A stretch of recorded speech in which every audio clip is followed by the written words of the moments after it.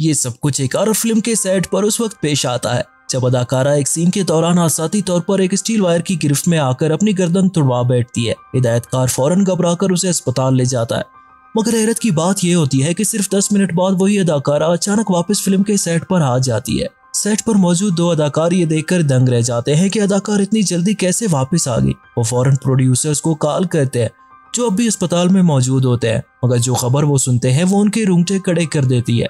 उन्हें बताया जाता है कि वही अदाकारा जिसने लीव का किरदार निभाया था अस्पताल में इंतकाल कर चुकी है और उसके घर वाले भी अस्पताल पहुंच चुके हैं। ये सुनकर दोनों अदाकार घबरा जाते हैं और सोचने लगते हैं कि फिर जो सेट पर है वो कौन है।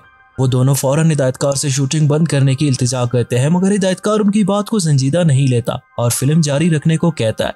वो दोनों अदाकार दिल पर जबर करके अदाकारी जारी रखते हैं, यहाँ तक कि अगले सीन के दौरान एक ठंडा हाथ अचानक उनकी तरफ बढ़ता है।